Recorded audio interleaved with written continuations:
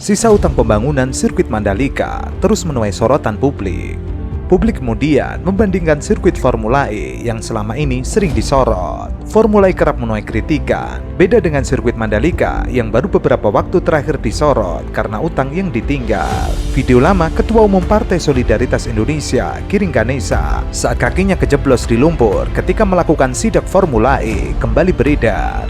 Giring kembali kena sindiran oleh warganet. Warganet meminta Giring tidak hanya mengkritik Formula E. Dalam video itu, Giring menyoroti persiapan event Formula E yang dinilainya kurang matang, padahal anggarannya cukup besar. Gokil sih ini project Formula E ya, project ambisius banget. Budget besar, pakai uang rakyat, dan waktu persiapan yang mepet banget. Gue gak yakin nih bisa kejadian pembangunan sirkuit ini. Dan kalau kejadian, pasti dipaksakan. Ya kalau dipaksain mudah-mudahan nggak malu-maluin nama baik Indonesia lah di mata internasional. Info aja nih guys, Jakpro sudah membayar komitmen fee ke Formula E sebesar 560 miliar di tahun 2020. Kok bisa tinggal 5 bulan lagi Formula E sirkuitnya masih seperti ini? Komisaris Taman Impian Ancol, Kees Khalifa, menanggapi sidak Ketua Umum Partai Solidaritas Indonesia, Giring Ganesa. Giring Ganesa menjadi bulan-bulanan netizen usai menyambangi calon sirkuit Formula E di kawasan Ancol, Jakarta Utara. Giring menyebut bahwa mustahil di bulan Juni lokasi tersebut bisa dipakai dengan layak. Mantan vokalis Benny J itu mengatakan bahwa lokasi tersebut sangat belum siap karena hanya tanah kosong dan lumpur yang bakal menghisap kaki yang menginjak. Menanggapi hal tersebut, Kees Khalifa menyebut Giring merupakan pecundang, maka wajar jika mendapatkan bulian warganet. Nasib pecundang nyali kambing ya begitu. Sebelumnya, aktivitas sekaligus pegiat media sosial Niko Silalahi mempertanyakan kapasitas Giring saat melakukan sidak. Yaelah, kok bloonnya tambah lagi? Emang siapa lo yang melakukan sidak? Tanya Niko Silalahi. Apa lo udah jadi pejabat negara yang bertanggung jawab atas pengawasan proyek itu? Niko lantas menyindir pendidikan Giring yang hingga kini belum menamatkan S1 karena sebelumnya pernah drop out dari Universitas Paramadina yang pernah dipimpin oleh Gubernur DKI Jakarta Anies Baswedan sebagai rektor. Makanya kuliah yang benar biar tidak bego, jadi ngerti cara kerja Ornov untuk melakukan investigasi lapangan. Sebelumnya diberitakan, Ketua Umum PSI Giring Ganesa kembali melakukan kebodohan hakiki. Pasalnya, ia sidak ke calon lokasi Formula E di kawasan Ancol, Jakarta Utara. Padahal lokasi tersebut baru dilakukan tender pada Februari. Namun, dalam postingannya, Giring melihat tidak ada aktivitas pembangunan ataupun pekerja di lokasi tersebut, melainkan hanya kambing saja. Giring juga sempat mengomentari lokasi tersebut. Ia menuding bahwa uang triliunan rupiah hanya digunakan untuk mengembala kambing. Selamat pagi guys, gue lagi ada di Ancol.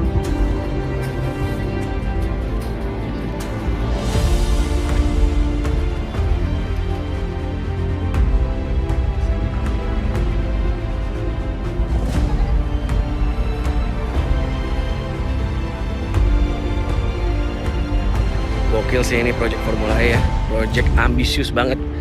Budget besar, pakai uang rakyat, dan waktu persiapan yang mepet banget. Gue gak yakin nih bisa kejadian pembangunan sirkuit ini. Dan kalau kejadian, pasti dipaksakan. Ya kalau dipaksain mudah-mudahan nggak malu-maluin nama baik Indonesia lah di mata internasional.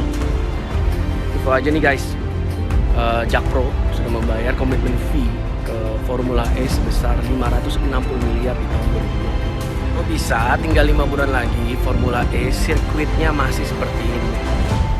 Kok bisa dana sebesar setengah triliun uang rakyat, setengah triliun disia-siakan dengan cara yang seperti ini?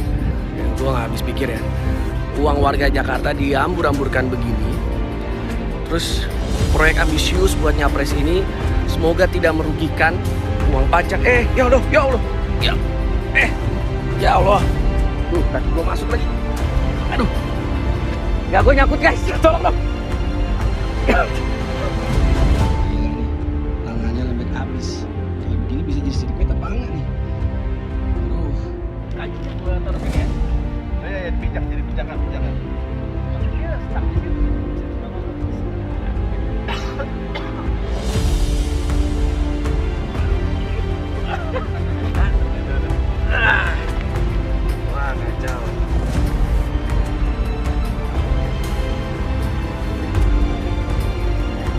Padahal tender proyek pengerjaan sirkuit ajang Formula E di kawasan Ancol, Jakarta Utara sudah dimulai.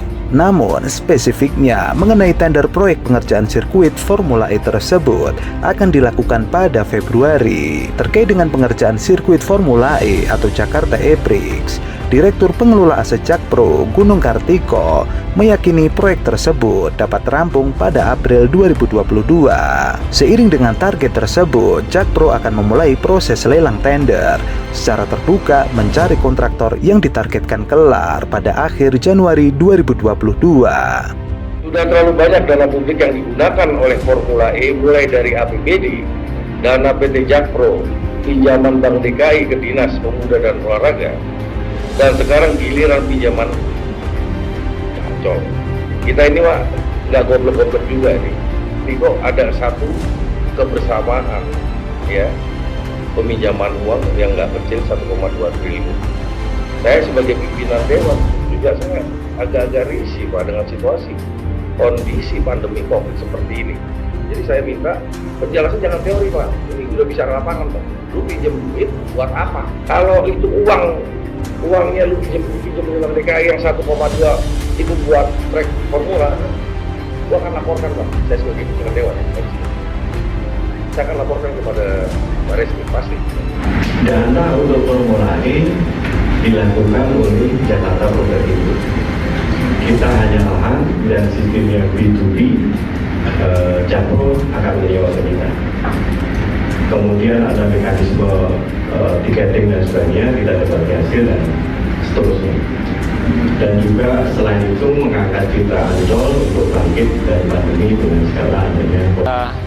Kaitannya dengan Formula E, bahwa Formula E itu Ancol hanya berstatus sebagai meminjamkan lokasi yang mana ini dibayar sewa oleh Jakpro nantinya. Itu saya kira sudah clear di situ ya pernyataan dari direktur, dan kita semua hadir di situ merekam dan juga menyaksikan. Saya kira itu sudah cukup lah untuk jadi pegangan kita ya. Apakah ke bank daerah atau ke bank nasional ya, sejauh mengajukan itu untuk kepentingan usaha. Kalau Ancol mengajukan dana ke bank untuk kepentingan pengembangan usaha, apakah membangun infrastruktur, membangun venue, sarana dan lain-lain, saya kira itu memang diperkenankan. Nah, kita bisa melihat kondisi lapangan ini, tapi kan kita kebetulan aku kan bukan orang teknik, tapi ngerti dikit-dikit melihat ini kan termasuk bahan mentah menurut saya. Ini kan bahan mentah karena saya tahu ini kan bekas bukan apa buangan lumpur Saja. Nanti pada saatnya kita akan membuktikan apakah program-programnya dapat dilaksanakan dengan baik atau tidak. Bagi yang kontra ya mengkritisi, tidak apa-apa, itu bagus saja. Kritik itu kita anggap sebagai pil pahit yang menyehatkan. Ya, kita terima kasih atas masukan, termasuk kritik dari siapa saja, supaya pemerintah termasuk panitia penyelenggara bisa melaksanakan lebih baik lagi.